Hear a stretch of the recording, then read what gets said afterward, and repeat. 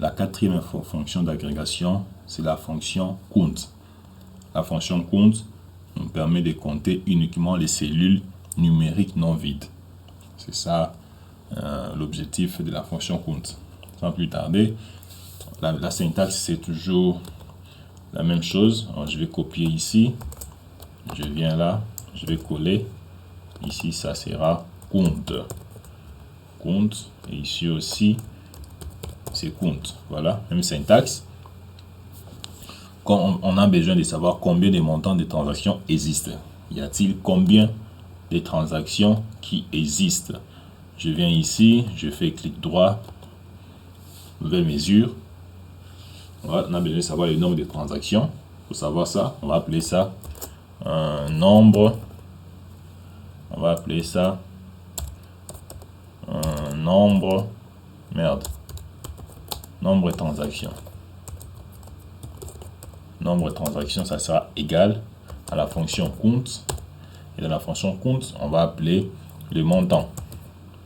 Le montant de la transaction. Transaction montant. Parfait. Je fais Enter. Je peux renommer ma page. Je peux renommer ça fonction. Je vais appeler ça fonction d'agrégation.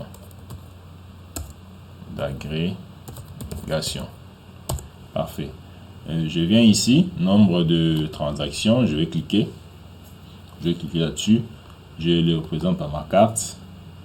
Je vais réduire comme ça. Nombre de transactions, c'est 22. Si je retourne là, ici on a aussi 22 lignes et le résultat c'est exact. C'est bon. Voilà. Deuxième exercice, on va combien de montants de paiements existent. On veut savoir s'il y a combien de paiements de montants qui existent dans la table Payment. Je vais aller dans la table Paiement. Je vais d'abord visualiser. Je vois Paiement, montant, ID paiement, montant, date paiement, mode de paiement, référence, ID facture. Savoir les montants de paiements qui existent. Je vais retourner là. Je vais paiement, clic droit sur paiement, nouvelle mesure. Nombre de paiements. Donc on va savoir toujours le nombre de comptes paiement. Le nombre de paiements, je vais cliquer là. Je vais donner les noms. Je vais appeler ça nombre paiement. Nombre paiement, j'appelle ça nombre paiement. Ça sera égal à la fonction count. La fonction count, ça sera montant. Voilà, montant paiement. Je fais la parenthèse. Je viens là, je vais cliquer sur la mesure que je vais créer dans la table paiement. Ça charge. Working on it. Voilà, nombre de paiements. Ça est là. Je vais cliquer. Je vais afficher là la carte. Parfait. J'ai réduit un peu. Voilà. J'amène ça ici en haut. Ici on a le nombre de paiements, c'est 59. Si on retourne ici dans notre table, dans notre visualisation de la table, on voit ici paiement. On a combien de lignes? On a 59 lignes. C'est-à-dire, on a 59 enregistrements qui sont dans la table Payment. Parfait. La cinquième, quantième déjà? La cinquième fonction, c'est la fonction countA. La fonction countA compte toutes les cellules non vides. Toutes les cellules non vides. Et ça fonctionne aussi avec du test. Dans la fonction countA, ça permet de compter le nombre de cellules vides, non vides. Et puis ça fonctionne aussi avec des tests. Vous voyez, je vais faire un exemple pour qu'on puisse comprendre. Combien de descriptions des transactions existent? Vous voyez, on retourne à transaction ici. Transaction, c'est où? Transaction. Je descends en bas ici. Transaction. Vous voyez, on a la colonne description. On veut savoir combien de descriptions des transactions existent. Je vous ai dit, ça fonctionne aussi avec des tests. Si nous voulons compter le nombre de cellules non vides qui contient des strings, on va utiliser la fonction countA. Voilà, on commence. Je rentre là. Je vais aller dans transaction, nouvelle mesure. Nouvelle mesure, je viens là. C'est où? Nouvelle mesure, ça charge. C'est un peu lent. Je vais redémarrer ça. Voilà, nouvelle mesure, je vais donner les noms. Nombre.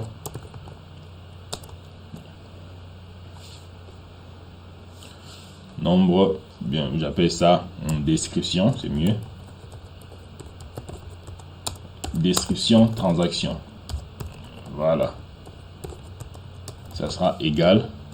Count, la fonction countA. Voilà. Et countA ici, on va préciser la colonne description de notre transaction. Je fais la parenthèse comme ça. On va compter toutes les cellules de la colonne description qui sont non vides. Voilà. J'espère que vous comprenez très bien ce que on est en train de faire, comment est-ce qu'on est en train de résoudre chaque question. Je vais cliquer sur ça. Je prends ma carte. On a combien? On a 19. On a 19. On va voir si c'est réellement ça. Je rentre ici. Nous avons 22 lignes. 22 lignes. Je vais en bas ici. Je remarque que ici c'est vide. Ici c'est vide. Ici c'est vide. Donc 3 lignes sont vides. Donc c'est comme ça contient des valeurs nulles. Raison pour laquelle il n'a pas comptabilisé tous les 22. Il a juste pris les colonnes qui contiennent des descriptions. Vous voyez? C'est ça l'utilité de la fonction countA. Ça permet de compter toutes les cellules non vides, qui ne sont pas vides. Vous voyez? Voilà. Deuxième exercice pour finir avec cette fonction count. On va compter les nombres de fournisseurs qui ne sont pas enregistrés. Voilà. On a la table fournisseur. On a la table fournisseur ici. Fournisseur. C'est où là? Voilà. On a fournisseur. Et on a 54 lignes. On va un peu scroller jusqu'en bas. Ouais, ici on voit il y a des vides, il y a des vides dans contact. Voilà, vous voyez, on veut savoir le nombre de fournisseurs qui ne sont pas enregistrés. On va voir ici contact, ici les fournisseurs. Tous les fournisseurs sont là. On va faire un test. On va voir s'il faudrait bouger dans la base de données. On va les faire. Je vais dans la table fournisseurs, je fais clic droit. Fournisseur, voilà. Nouvelle mesure. Nouvelle mesure. On va appeler ça nombre.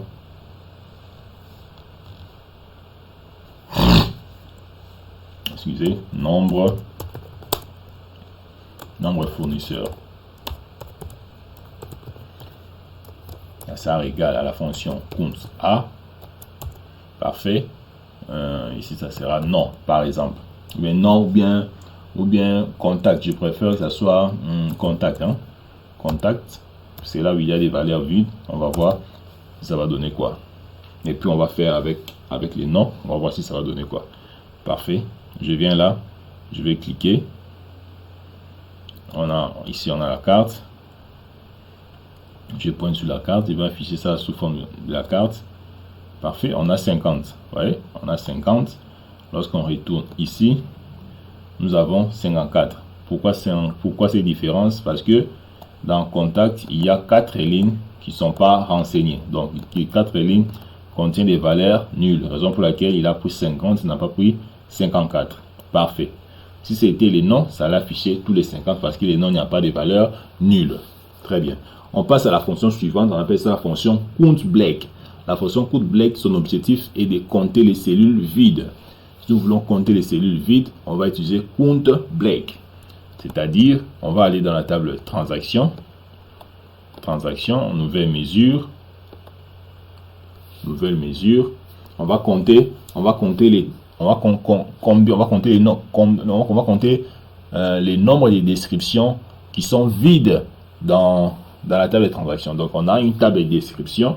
On veut savoir dans la table de description, il y a combien d'éléments, il y a combien d'enregistrements qui sont vides. Voilà, je vais faire description. Description vide. Voilà. Ça sera égal. Count black. Voilà. Et on appelle description. Parfait. Fin de la parenthèse.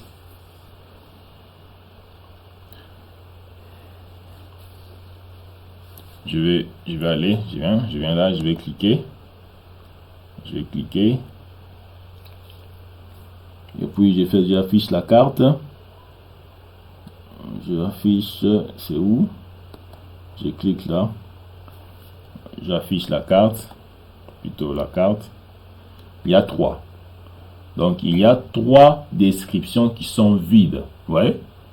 Il y a 3 descriptions qui sont vides.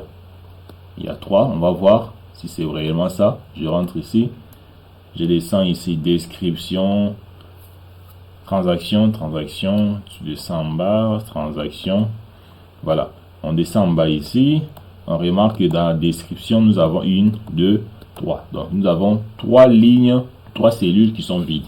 Raison pour laquelle il nous a affiché 3. Il a précisé 3. Voilà. Donc la fonction count A, plutôt la fonction count black compte les cellules vides. Voilà.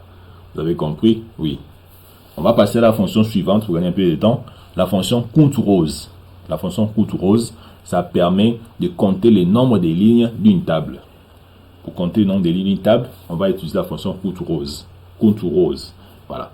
Et puis la première question, combien de transactions sont enregistrées? On va aller toujours dans transactions, nouvelle mesure. Je vais un peu zoomer ici.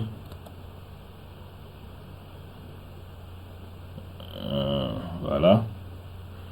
J'ajoute encore. Même à 70 ou 100. Voilà. Je continue. La machine, c'est trop lent. Voilà, 70. Parfait. Nouvelle transaction. Nouvelle mesure plutôt. Nouvelle mesure. Clic droit. Nouvelle mesure. On va appeler ça nombre des transactions. Nombre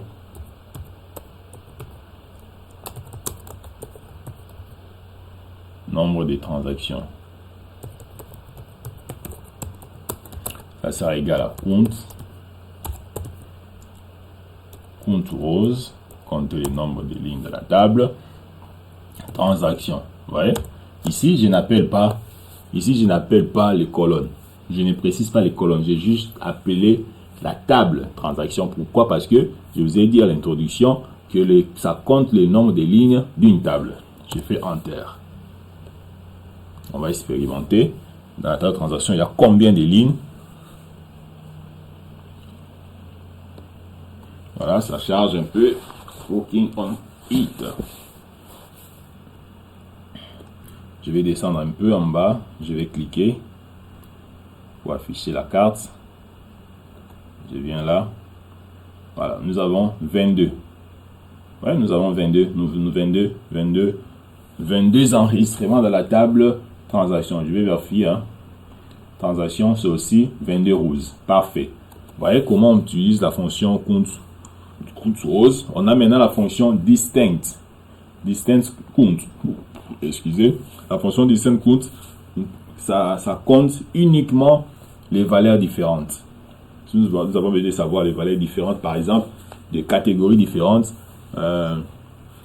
combien de catégories différentes sont utilisées dans les budgets. On va utiliser la fonction count, distinct count. Ouais. On va essayer. On va pas essayer, on va faire. Je vais dans la table budget. On remarque d'abord s'ils sont en relation. Je viens là. Table budget. La table budget en relation avec catégorie. Parfait. Je viens là. Je viens là ici. Je vais créer ma mesure. Nouvelle mesure. Je vais appeler ça catégorie utilisée. Catégorie utilisée. Je fais catégorie. Catégorie utilisée. catégorie utilisée, je vais mettre l'accent ici. Parfait. Catégorie utilisée, j'ai fait distinct compte. Parfait. Et dans distinct compte, je vais appeler pour savoir le nombre de catégories par budget, ou bien combien de catégories différentes sont utilisées dans le budget. Je vais appeler ID catégorie budget. Parfait. Comme ça. Je ne vais pas appeler catégorie, table catégorie, et puis je précise sa colonne ID catégorie. Je vais préciser budget, la table budget, avec la clé étrangère ID catégorie qui se trouve dans sa table.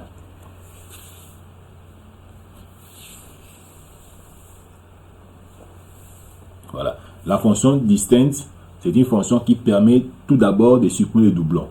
Lorsqu'il va afficher les résultats, même si une catégorie apparaît plusieurs fois, elle est comptée une seule fois grâce à la fonction count distinct count. Voilà, vous voyez, distinct count, je viens là, j'ai appelé ça catégorie. C'est où ma mesure? Catégorie, voilà, elle est là. Je vais cliquer. La carte est où? Je prends la carte. Nous avons 5, vous voyez? Donc, même si les catégories sont répétées plusieurs fois, mais lorsqu'on utilise la fonction count, on utilise distinct count, ça permet de supprimer les doublons. Vous voyez? On revient ici, dans le budget, nous avons 50 lignes. Mais lorsqu'on a utilisé distinct count, ça a supprimé les doublons. Parfait. On continue. Je vais finir maintenant avec la fonction distinct count no break. L'objectif c'est quoi? C'est de compter les valeurs uniques en ignorant les valeurs vides. On va voir ça. On finit avec ça. La première question, on peut compter les références des paiements uniques ou hors valeur unique. Donc, on veut compter les références des paiements uniques. On va dans la table payment. La table paiement. Voilà. La table paiement, ici. Ça, c'est la table. Je descends un peu. La table paiement. Dans la table paiement, nous avons besoin de compter les références des paiements uniques. Vous voyez, il y a plusieurs références, mais quelles sont les références qui sont uniques? Je retourne là. Et puis, il y a combien de lignes d'abord? Il y a 59 lignes. Parfait. Je retourne là. Je viens dans Payment. Je fais clic droit. Nouvelle mesure. J'appelle ça référence payment. Référence paiement. Référence paiement. Référence paiement, ça sera égal à distinct count no black. Parfait. Et on va appeler quoi? On va appeler la table paiement et la colonne référence. Comme ça, je fais Enter. Je fais Enter. Je viens là. Je cherche ma mesure. Je descends en bas. Paiement. C'est où? Voilà. Ici, référence, paiement. Je prends la carte. On a combien? On a 50. Et lorsque j'avais visualisé dans la table, c'était 59. Vous voyez? Ça a enlevé, ça a enlevé les doublons. Ça a enlevé les doublons comme 9. Vous voyez? C'est 59 lignes. Mais ici, ça nous a retourné 50 lignes. Donc 9 ce sont des références qui ne sont pas vides. Voilà. Et voilà, on s'arrête là pour cette vidéo. Je pense que vous avez compris. Nous avons vu plusieurs fonctions. On a vu la fonction sum. C'est utilisé pour calculer la somme. Ou bien, par exemple, le total des ventes. On a vu la fonction average, utilisée pour la moyenne. On a su comment savoir peut-être les dépenses des moyennes, dépenses moyennes. On a vu la fonction min, la plus petite valeur. On a vu la fonction max, la plus grande valeur. La fonction count, nombre des valeurs numériques. Count A, nombre de cellules non vides. Count black, nombre de cellules vides. Count rose, nombre de lignes. Distinct count, nombre de valeurs uniques. Distinct count no black, valeur unique sans vide. Vous voyez? Je pense que cette vidéo vous a plu. Si ça vous a plu, aimez, partagez, laissez des messages en commentaire. Je vais vous répondre volontiers. On se voit prochainement. Prochainement, on va voir d'autres fonctions. On va voir les fonctions de filtrage. Cette fois-ci, demain, je pense demain, on va voir les fonctions de filtrage et contest. Et puis, on va voir les fonctions hiérarchiques, et classement. On va voir les fonctions de table. On va voir les fonctions hiérarchiques. On va voir les fonctions logiques, les fonctions mathématiques, les fonctions statistiques, les fonctions temporelles. Donc, on va voir toutes ces fonctions avec vous. Restez connectés, abonnez-vous, activez la cloche de notification.